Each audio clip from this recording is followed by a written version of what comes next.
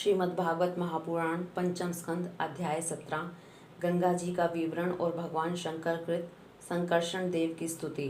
श्री सुखदेव जी कहते हैं, राजन, जब राजा बलि की यज्ञशाला में साक्षात यज्ञभूमि भगवान विष्णु ने त्रिलोकी को नापने के लिए अपना पैर फैलाया, तब उनके बाएं पैर के अंगूठे के नख से ब्रह्मांड कटहा का ऊपर का भाग फट गया।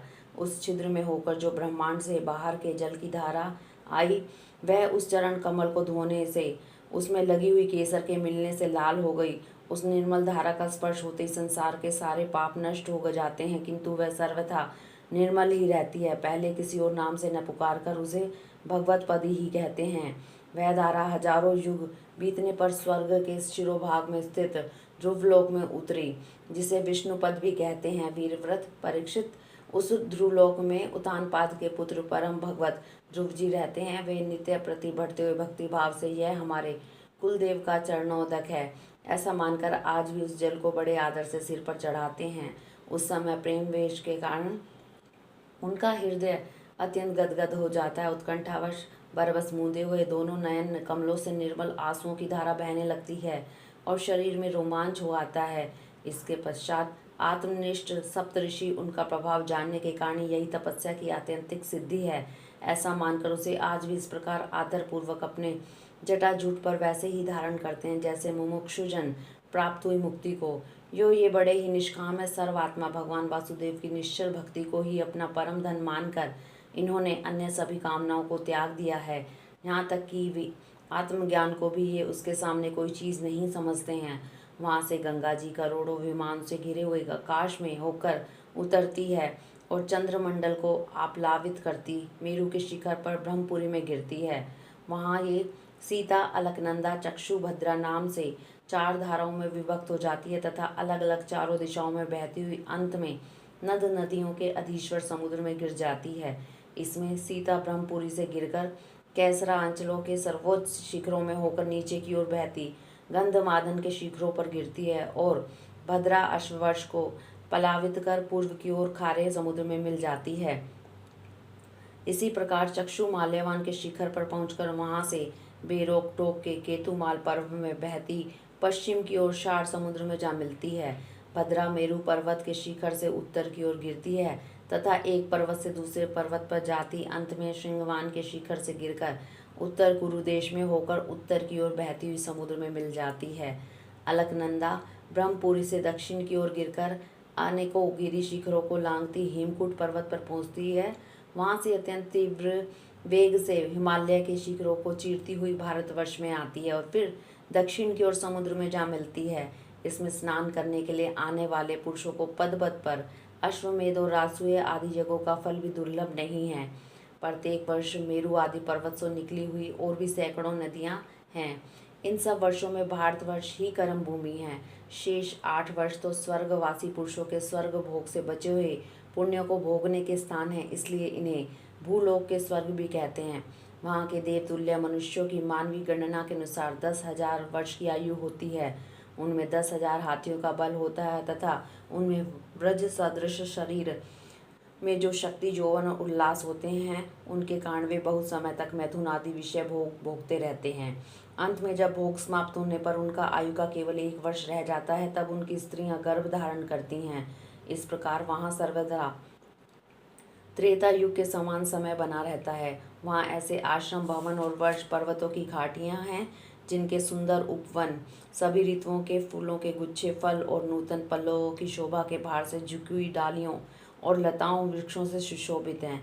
वहाँ निर्मल जल से भरे हुए ऐसे जलाशय भी हैं जिनमें तरह तरह के नूतन फूल खिले रहते हैं और उन कमलों की सुगंध से प्रमुदित होकर राजहंस, जलमुर्ग, कारंडव, सारस, चकवा आदि पक्षी तरह तरह की बोली बोलते तथा विभिन्न जाति के मतवाले भोरे मधुर मधुर गुंजार करते रहते हैं। इन आश्रमों, भवनों, घाटियों तथा जलाशयों में वहाँ के देवेश्वर गण परम सुंदरी देवांगनाओं के साथ उनके कामों उन्माद सूचक हास विलास और लीला कटाक्षों के से मन और नेत्रों के आकृष्ट हो जाने के कारण जल क्रीड़ा नाना प्रकार के खेल करते हुए स्वच्छंद विहार करते हैं तथा उनके प्रधान प्रधान अनुचरगण अनेक प्रकार की सामग्रियों से उनका आदर सत्कार करते रहते हैं। इन नवों वर्षों में परम पुरुष भगवान नारायण वहाँ के पुरुषों पर अनुग्रह करने के लिए इस समय भी अपनी विभिन्न मूर्तियों से विराजमान रहते हैं। इलावत वर्ष में एकमात्र भगवान शंकर ही पुरुष हैं। शिव पार्वती जी के शाप को जानने वाले कोई दूसरा पुरुष वहाँ प्रवेश नहीं कर सकता, क्योंकि वहाँ जो जाता है वही स्त्री रूप हो जाता है। इस प्रसंग का वर्णन हम नवम स्कंध में करेंगे। वहाँ पार्वती जी एवं उनकी अरबों खरबों दासियों से सेवित भगवान शंकर परम पुरुष परमात्मा की वासुदेव, प्रद्युम्न, अनिरुद्ध और संकर्षण संज्ञक चतुर्व्यूह मूर्तियों में से अपनी कारण रूपा संकर्षण नाम की तमहा प्रधान चौथी मूर्ति का ध्यान स्थित मनोमय विग्रह के रूप में चिंतन करते हैं और इस मंत्र का उच्चारण करते हुए इस प्रकार स्तुति करते हैं। भगवान शंकर कहते हैं, ओम जिनसे सभी गुणों की अभिव्यक्ति होती है, उन अनंत और अव्यक्त मूर्ति ओंकार स्वरूप परम पुरुष श्री भगवान को नमस्कार है। भजनीय प्रभु, आपके चरण कमल भक्तों को आश्रय देने वाले हैं तथा आप स्वयं संपूर्ण ऐश्वर्यों के परम आश्रय हैं। भक्तों के सामने आप अपना भूत भावन स्वरूप पूर्णतः प्रकट कर देते हैं तथा उन्हें संसार बंधन से भी मुक्त कर देते हैं, किंतु अब भक्तों को उस बंधन में डालते रहते हैं। आप ही सर्वेश्वर हैं, मैं आपका भजन करता हूँ प्रभु। हम लोग क्रोध के आवेग को नहीं जीत सके और हमारी दृष्टि तत्काल पाप से लिप्त हो जाती है, परंतु आप तो संसार का नियमन करने के लिए निरंतर साक्षी रूप उसके सारे व्यापारों को देखते रहते हैं, तथापि हमारी तरफ आपकी दृष्टि पर उस मायिक विषयों तथा चित्त की वृत्तियों का नाम मात्र को भी प्रभाव नहीं पड़ता। ऐसी स्थिति में मैं अपने मन को वश में करने की इच्छा वाला कौन पुरुष आपका आदर न करेगा। आप जिन पुरुषों का मधु आस्वादी पाने के कारण अरुण नयन और मतवाले जान पड़ते हैं, वे माया के वशीभूत होकर ही ऐसा मिथ्या प्रदर्शन करते हैं तथा आपके चरण स्पर्श से ही चित्त चंचल हो जाने के कारण नागपत्नियां लज्जावश आपकी पूजा करने में असमर्थ हो जाती हैं। वेद मंत्र आपको जगत की उत्पत्ति, स्थिति और लय का कारण बताते हैं, परंतु आप स्वयं इन तीनों विकारों से रहित हैं, इसलिए आपको अनंत कहते हैं। आपके सहस्त्र मस्तकों पर यह सुमंडल सरसों के दाने के समान रखा हुआ है। आपको तो यह भी नहीं मालूम होता कि वह कहाँ स्थित है। जिनसे उत्पन्न हुआ मैं अहंकार रूप अपने त्रिगुण में तेज से देवता, इंद्रिय और भूतों की रचना करता हूँ। वे विज्ञान के आश्रय भगवान ब्रह्मा जी भी आपके ही महतत्व संज्ञक पर प्रथम गुण में स्वरूप हैं।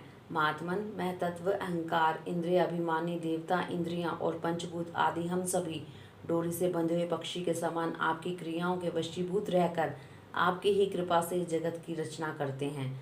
सत्वादी गुणों की दृष्टि से मोहित हुआ यह जीव आपकी ही रची हुई तथा कर्म बंधन में बांधने वाली माया को तो कदाचित जान भी लेता है, किंतु उससे मुक्त होने का कोई उपाय उसे सुगमता से नहीं मालूम होता। इस जगत की उत्पत्ति और प्रलय भी आपके ही रूप हैं। ऐसे आपको मैं बार बार नमस्कार करती हूँ।